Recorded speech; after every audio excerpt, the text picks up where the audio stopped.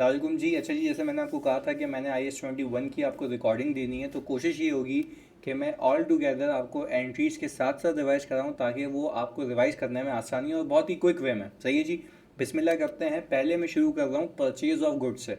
यानी अगर आपने कोई परचेजिंग की है, वो भी फॉरेन परचेज़ की है, यानी फॉरेन जुरिसडिक्शन से, किसी और कंट्री से, तो उसके लिए आपको अपनी प्रेजेंटेशनल करेंसी में कैसे उसको ट्रांसलेट करके लेके आना है। सही है जी, सुनिएगा।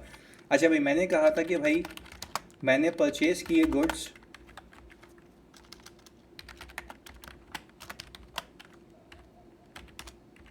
सही है जी, और मैंने वो परचेज़ किए हैं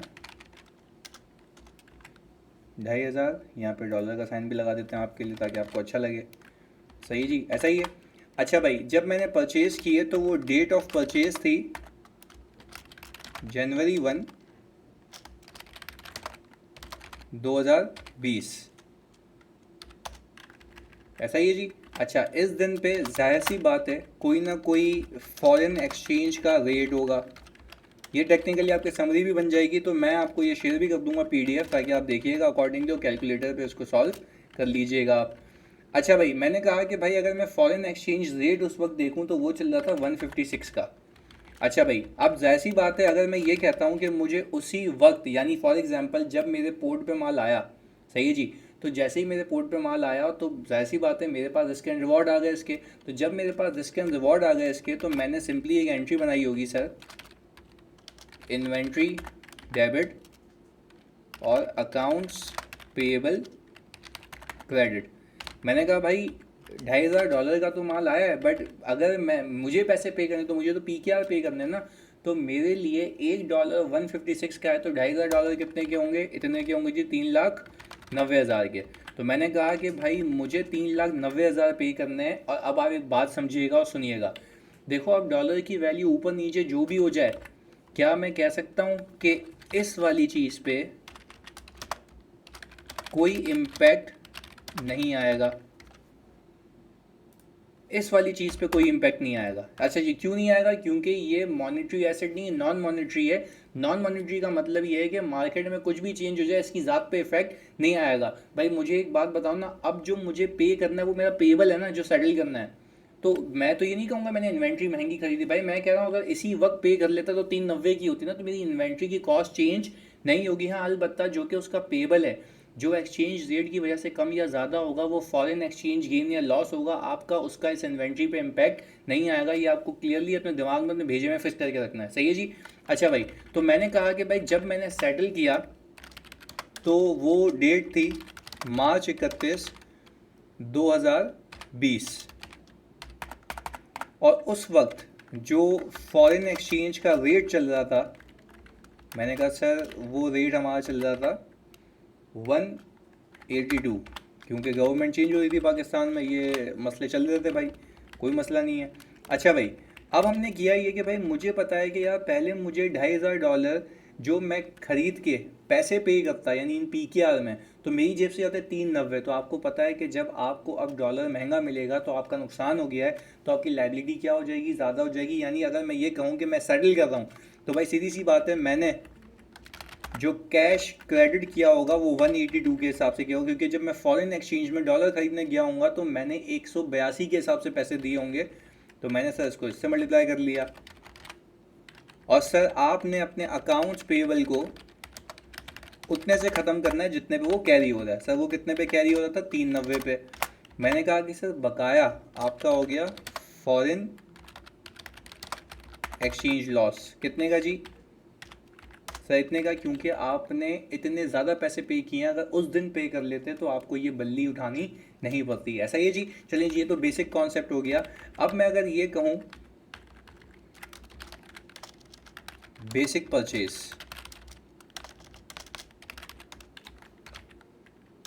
तो बेसिक परचेज का केस हो गया। Just for the purpose of revision, sir मैंने कहा कि अगर मैं ये कहूँ कि भाई some amount settled and some remaining, तो सर रिपोर्टिंग डेट पे कुछ ना कुछ dollar yet to be settled होंगे। ऐसा ही है। तो उसके लिए क्या करना है देखते हैं सर, यही एग्जांपल उठाते हैं ताकि हमारी आसानी हो जाए। हमने कहा सर वही $2,500 जनवरी 1 की डेट है, पर मैंने मार्च 31 को जो डॉलर या बिल सेटल किया, सही है, वो मैंने $1,500 का सेटल किया है, ऐसा ही है। तो सर अगर $1,500 का सेटल किया है तो मैं आपसे ये बात पूछता हूँ, आप बकाया डॉलर को नहीं छेड़ना ना, उसको पुराने पे ही रहने देना जब तक रिपोर्टिंग डेट नहीं आती। तो मैंने कहा कि भाई मेरी जेब से जो कैश जाएगा वो 182 इंटू $1,500, ऐसा ही है। तो मेरे पास जो अकाउंट्स पेबल है वो पुराना जो $2,500 है वो पूरा का पूरा कितने पे मौजूद है, 156 पे मौजूद है।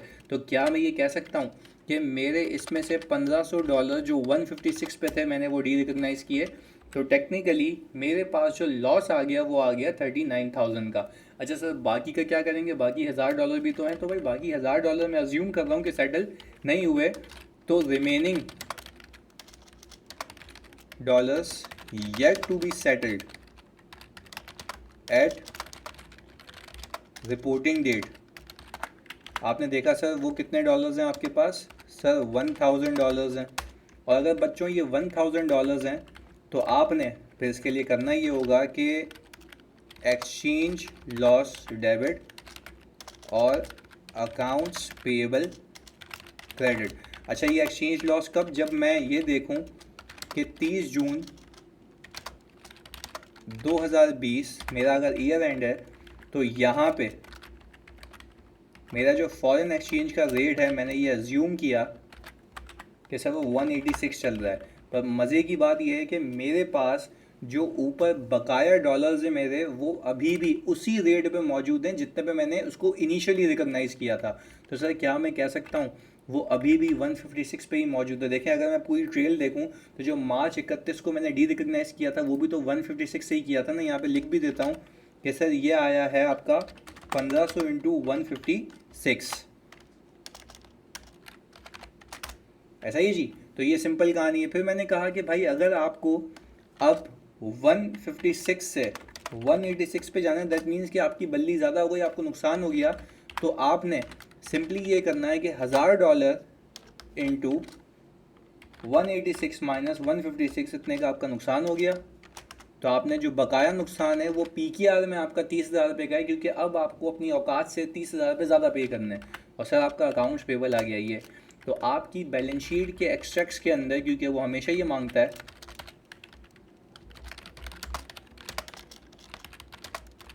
बैलेंस शीट एक्सट्रैक्ट्स के अंदर अगर मैं बात करूं तो आपके पास लायबिलिटीज़ के अंदर ट्रेड पेबल आ रहा होगा या अकाउंट्स पेबल आ रहा होगा सर कितने पे। अगर मैं शॉर्टकट से निकालना चाहूँ तो आई कैन से कि $1,000 इंटू 186 पे ये कैरी हो रहा होगा।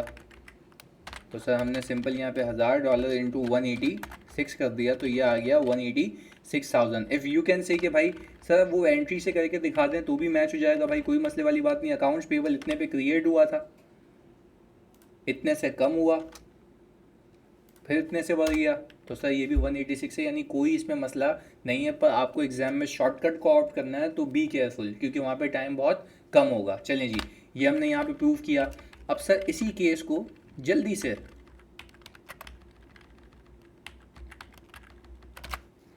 सम amount settle and some amount remaining, इसके पीछे एक चीज़ लिखते हैं, advance given to supplier plus some amount settled and some amount remaining. सही है जी, यानी एडवांस का केस भी कर लेते हैं। मैंने कहा कि भाई जनवरी 1 2020 को, सही है जी, हमने ऑर्डर प्लेस किया सर $2,500 की इन्वेंट्री का। ऊपर से कॉपी कर लेते हैं भाई, मेहनत क्यों करें। अच्छा जी, फिर कॉन्ट्रैक्ट के टर्म्स ये कह रहे थे कि भाई आपने जिस वक्त ऑर्डर प्लेस किया उस वक्त हम ऑर्डर एक्सेप्ट नहीं करेंगे जब तक आप हमें एडवांस पेमेंट नहीं दे देते। मैंने कहा भाई कितनी पेमेंट, उसने कहा भाई 10% एडवांस पेमेंट। मैंने कहा चलिए जी कोई मसला नहीं है। मैंने कहा कि भाई इसका 10% हमने देखा तो वो बनता है सर $250। हमने इसमें से ये माइनस किया तो हमने कहा भाई ये बाद में देंगे, पर इन्वेंट्री कुल मिला के $2,500 की है मेरी।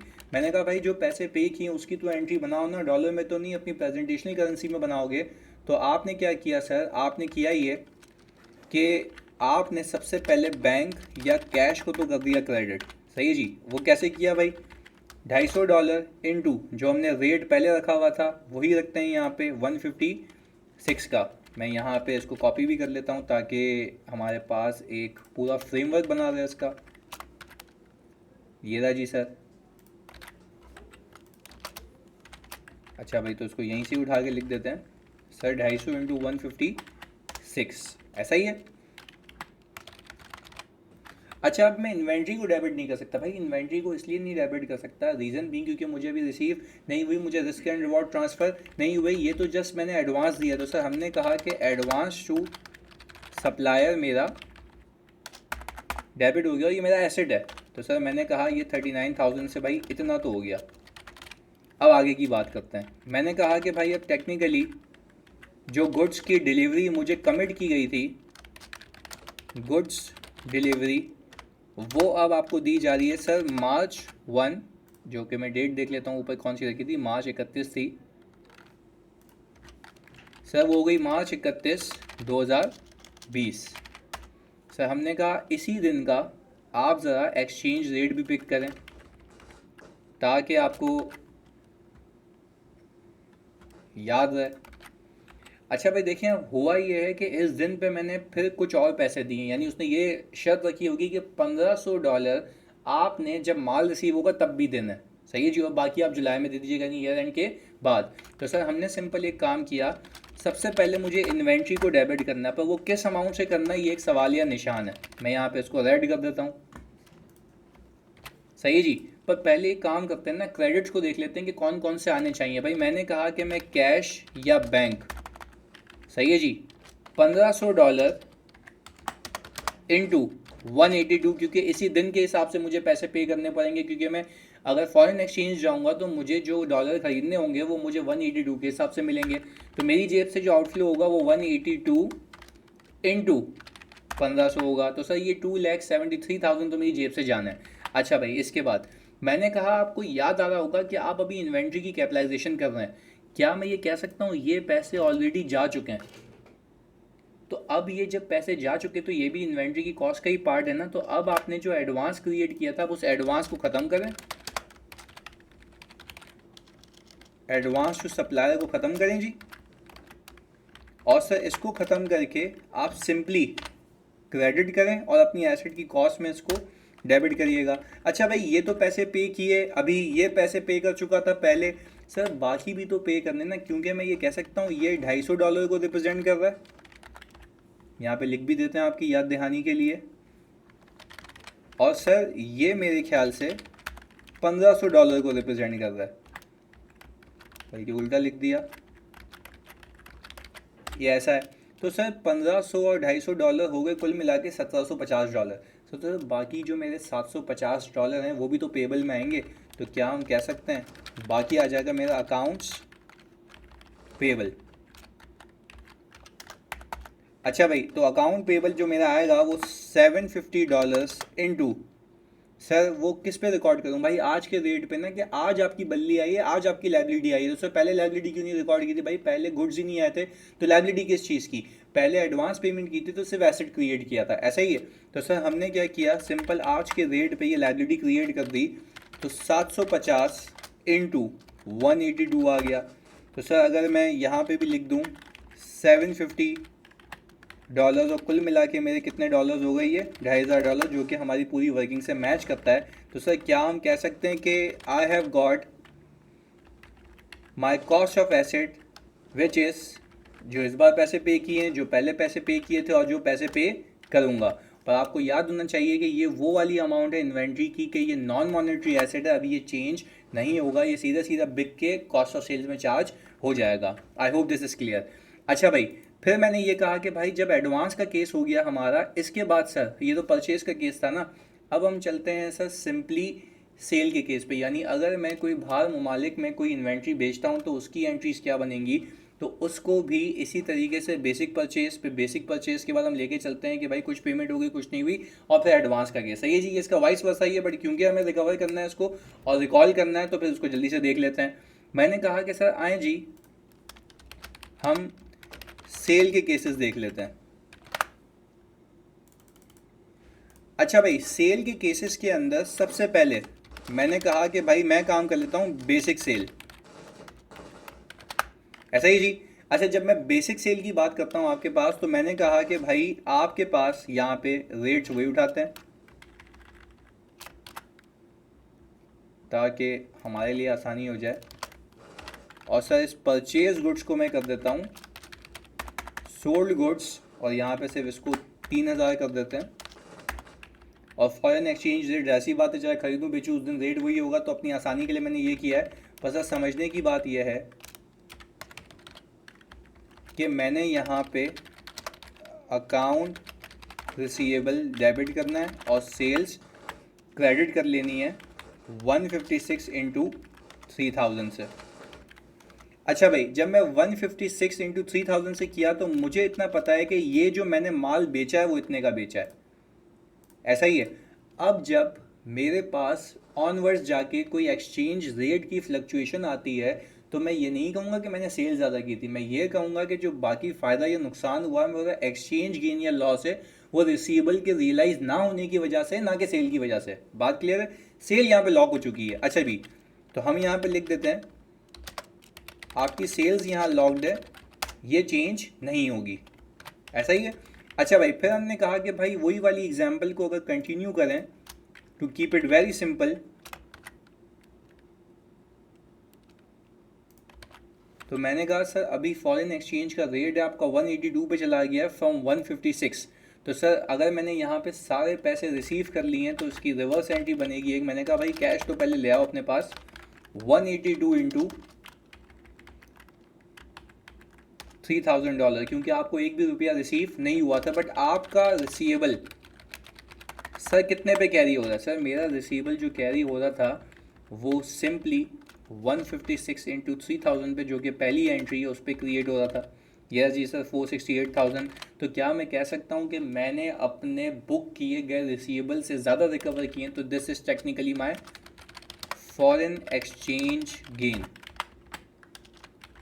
तो सर अगर मैं इन दोनों का डिफरेंस लूँ तो ये भी कहाँ चला जाएगा सर? ये भी हमारे पीएनएल में चला जाएगा, सही जी। और आपको इसमें कोई आवश्यकता नहीं होनी चाहिए, ऐसा ही है भाई। हमने कहा कि सर ये तो हो गया हमारा सिंपल पहला केस। फिर हम कहते हैं कि भाई some amount received and some remaining, तो इसको भी ज़रा हम ले आते हैं अपने हिसाब से।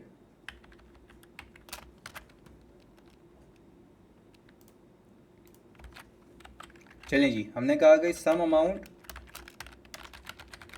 Received and some remaining. मैंने कहा भाई यहाँ पे वही 3000, ऐसा ही है। हमने यहाँ पे सर इसको डिलीट किया। हमने कहा भाई सबसे पहले आप ये ले आएँ जो आपने पहले एंट्री बनाई थी सर, ये आ गई जी। हमने कहा सर पहली एंट्री विल रिमेन सेम। फिर हमने कहा कि भाई मार्च 31 पे डॉलर बिल जो रिसीव्ड हो गया, सही है जी सर, वो $1500 का मैं पैसा रिसीव हो गया। तो क्या मैं कह सकता हूँ सर कि पहले तो मैं इसको डिलीट करूँ। सर मैंने ये कहा कि मुझे पैसे रिसीव होंगे ओनली $1500 इंटू 182, क्योंकि इस दिन का रेट ही है, ऐसा ही है। तो सर आपने तो डॉलर तो 3000 क्रिएट किए हुए थे रिसीवेबल में, भाई मैं उसको रिपोर्टिंग डेट पे छेड़ूंगा ना, यहाँ पे क्यों रीवैल्यू करूँ उसको? जब रिपोर्टिंग डेट आएगी तब मैं बोलूँगा भाई इसकी वैल्यू इतने से इतनी हो गई है। आपको हर ट्रांजैक्शन डेट पे उसको रीवैल्यू करने की कोई नीड नहीं है। तो ऐसा सिंपल हमने एक काम किया, 182 इंटू 1500 किया, तो हमारे पास 273,000 का ये अमाउंट आ गया। और मैंने कहा भाई अकाउंट रिसीवेबल जो ऊपर गिवन है वो पूरे $3000 को रिप्रेजेंट कर रहा है, तो मैं उसमें से $1500 को डी रिकग्नाइज कर रहा हूँ, उतने पे डी रिकग्नाइज कर रहा हूँ जितने पे वो कैरी किया था मैंने, वो ये रहा जी, ऐसा ही है। आप चाहें तो उसका हाफ भी करके देख सकते हैं, ये रहा जी, सेम आ रहा है।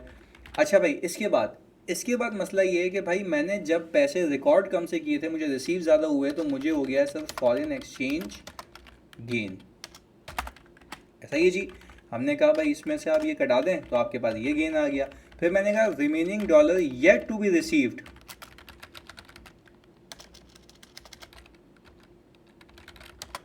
Eight reporting date. तो सर वो remaining dollar yet to be received at reporting date, अब इस केस में $1500 है, क्योंकि हमने 3000 से कहानी शुरू की है।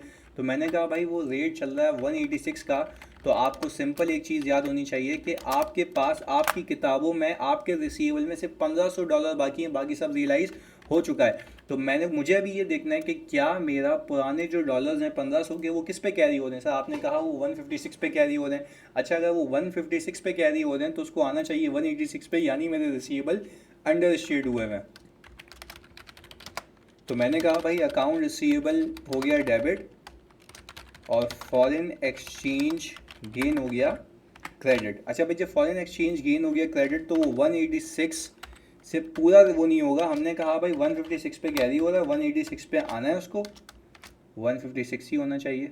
ओके, अच्छा भाई, पर इसमें जो मेरा गेन है वो कितना है जी, $1500 पे। तो मैंने कहा कि भाई वो हमने यहाँ पे किया और ये 45,000 रुपये यहाँ पे आ गया। और हमने ये कहा कि भाई मैं 156 से अगर 186 पे आऊँ तो मेरा $1 पे जो 186 माइनस 156 से $1 पे मैंने 30 का फ़ायदा कमाया। तो मेरे पास अगर बकाया $1500 हैं तो PKR में मुझे कितना फ़ायदा हो गया वो ये रहा। और मैंने कहा था इससे सेल्स पे इम्पैक्ट नहीं आएगा।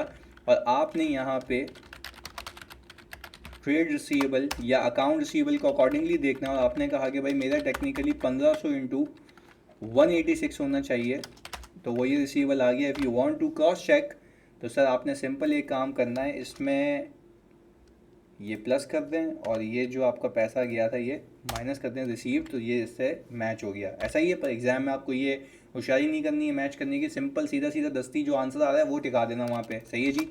Balance sheet extracts and P&L extracts are very important. अगर मैं यहाँ पे आपको बना के दे दूँ P&L के, तो आपने भाई सेल्स बुक की होगी इतने से, सही है, और आपकी अदर इनकम में फॉरेन एक्सचेंज इनकम आ रही होगी ये वाली प्लस ये वाली, इन दोनों का सम। ऐसा ही है जी, ये मैंने आपको ऐसे ही बता दिया। अच्छा सर, अगर मैं इस केस में अभी बात करूं, अगर advance received from customer plus some amount received and some remaining, यानी अभी भी कहानी वही है बट ये क्या उलट कहानी है। अच्छा भाई, तो सर अब मैं ये कह सकता हूँ कि मैं यहाँ पे ये वाला केस उठा लेता हूँ और इसको अकॉर्डिंगली लेके चलते हैं हम, ताकि हमारे लिए आसानी हो जाए। मैंने कहा भाई टोटल $3000 है। उसने कहा भाई 10% की पेमेंट करें आप दस्ती। उसने क्या कहा, बल्कि हमने उसको कहा भाई 10% की पेमेंट मुझे दस्ती चाहिए तब मुझसे काम करना, वरना कोई माल वाल यहाँ पे अवेलेबल नहीं है। उसने कहा भाई गुस्सा काहे होते हो, अभी तुम्हें पैसे देते हैं। तो भाई उसने क्या किया, $300 दस्ती मुझे दे दिए। मैंने कहा भाई बिस्मिल्लाह, आते हुए को रोको नहीं। बैंक हो गया डेबिट, कैश हो गया डेबिट स्लैश, और सर मैंने क्या सेल रिकॉर्ड करूँ? नहीं भाई, मैंने उससे एडवांस पेमेंट लिए हैं, जब रिस्क एंड रिवॉर्ड ट्रांसफ़र करूँगा तब जाके सेल रिकॉर्ड होगी। तो क्या मैं कह सकता हूँ एडवांस फ्रॉम कस्टमर हो जाएगा क्रेडिट, और यू कैन से इसको कॉन्ट्रैक्ट लायबिलिटी। ऐसा ही है ना भाई, ये दहशत भरा IFRS 15 याद आता है ना, कॉन्ट्रैक्ट लायबिलिटी, यानी ये वो अमाउंट है जो अब तक तुम्हारी लिए लायबिलिटी है क्योंकि तुमने उसको अब तक सेटल नहीं किया। और सेटल कब करोगे, जब सर्विसेज दे दोगे उसको। ऐसा ही है। तो सर आपने सिंपल एक काम ये किया, सर $300 को 156 से मल्टीप्लाई करके एडवांस अपने पास रिकॉर्ड कर लिया लायबिलिटी के तौर पे, जब तक आप परफॉर्मेंस ऑब्लिगेशन अपनी सेटल नहीं कर लेते। और एक ही परफॉर्मेंस ऑब्लिगेशन है। ऐसा ही है। अच्छा भाई, इसके बाद फिर मैंने ये कहा आपको कि भाई मार्च 31, 2020 पे डॉलर बिल रिसीव्ड हो गया $1500 का। और अच्छा भाई, फिर ये अज्यूम कर रहा हूँ कि ये वो दिन है जिस दिन पे आपने अपनी बल्ली सेटल की, आपने सेल की है। तो सर भाई अब इसको हम ज़रा अलग नज़रिए से देखते हैं। मैंने कहा भाई सबसे पहले तो मुझे लक्ष्मी मिलेगी। लक्ष्मी मिलेगी सर $1500। इस दिन पे डॉलर हाथ में आएगा, हम बोलेगा भाई बिस्मिल्लाह 182 पे कन्वर्ट करा के ले आए हम, ये तो उसी दिन के पैसे हैं ना। फिर मैंने कहा कि भाई अब जब तुम सेल कर रहे हो तो पहले ये देखो जो तुम्हें सेल्स की वैल्यू निकालनी है, यहाँ पे ये वाली, ये सेल्स की वैल्यू में वो तमाम वैल्यूज़ आएंगी ना भाई, वो तमाम वैल्यूज़ आएंगी जो तुमने सेल को करने में रिसीव हुई हैं। तो क्या मैं कह सकता हूँ ये पैसे अभी रिसीव हुए हैं पर कुछ पैसे पहले भी तो रिसीव हुए थे जो कि अब तक परफॉर्मेंस ऑब्लिगेशन ना सेटल होने की वजह से तुम्हारी लायबिलिटी में थे। तो क्या मैं कह सकता हूँ तुम्हारी कॉन्ट्रैक्ट लायबिलिटी डेबिट हो जाएगी, क्योंकि अब ये तुम बल्ली सेटल कर चुके हो। तो सर ये मेरे ख्याल से जो डॉलर को प्रेजेंट करता था, ये जो कैश है ये $1500 है, ऐसा ही है। और सर ये जो कॉन्ट्रैक्ट लायबिलिटी है ये $300 को रिप्रेजेंट कर रही थी। तो सर मेरे पास तो कॉन्ट्रैक्ट पूरा कोई $3000 का था। तो क्या मैं कह सकता हूँ $1800 अगर सेटल हो चुके हैं तो रिमेनिंग कितने हैं सर? $1200। अच्छा भाई सर, अगर $1200 रिमेनिंग है तो इसका आप क्या बुक करेंगे? अकाउंट रिसीवेबल बुक करेंगे। तो आपने क्या कहा $1200 इंटू, सर ये किस दिन पे रिकॉर्ड करूँ भाई? ये इसी दिन पे रिकॉर्ड करोगे ना, क्योंकि इस दिन तुम ये सेल कर रहे हो और इस दिन ये रिसीवेबल क्रिएट हो रहा है। सर वही बात पहले क्यों नहीं किया था? पहले तुमने कोई अपनी बल्ली सेटल नहीं की थी, कोई परफॉर्मेंस ऑब्लिगेशन को सेटल नहीं किया था, तुम्हारा राइट ही नहीं आया था। बात समझ रहे हो? और जो पैसे आ गए थे उसको भी एडवांस में रखा था, उस एडवांस को कन्वर्ट करके सेल्स में डाल रहे हैं। तो क्या मैं कह सकता हूँ कि मेरी सेल जो बुक होगी, इतने पैसे आ गए, इतने पैसे पहले आ गए थे, इतने पैसे और आएंगे। तो सर ये आ गया मेरा 538,200। हम रेट्स को चेक कर लेते हैं, ये इस दिन पे, ये पुराने पे और ये भी इस दिन पे, बिल्कुल सही। अच्छा भाई सर, इसके बाद फिर मैंने ये कहा कि भाई अब हमारे पास इसी वाले केस में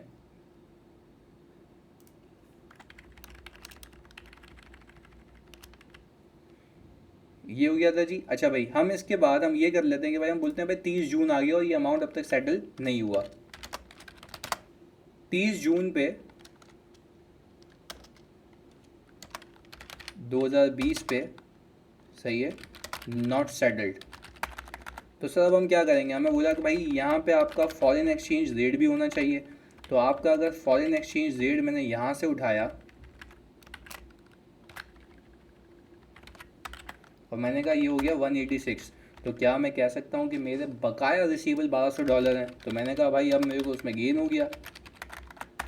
तो सर वो गेन कैसे हुआ भाई? 182 माइनस 186, इतने का गेन है। और सर ये $1200 पे तो बाकी डॉलर कहाँ गए भाई? बाकी खा पू के ख़त्म हो गए ना, कुछ पहले ही मिल गए थे, कुछ उस दिन मिल गए थे, और जो बकाया है वो लेने हैं, तो उस पर गेन आ रहा है ना भाई। तो मैंने कहा कि भाई मेरा $1200 इंटू 186 माइनस 182, ₹4 पर डॉलर का गेन है, तो 4800 का गेन आ गया मेरे पास। और सर मेरे पास फॉरेन एक्सचेंज गेन आ गया इतनी ही अमाउंट से। तो ये बेसिकली मैंने आपको सारे केस करा दिए परचेज और सेल से रिलेटेड, जिसके अंदर advance given to supplier, advance receive from customer दोनों कवर्ड है।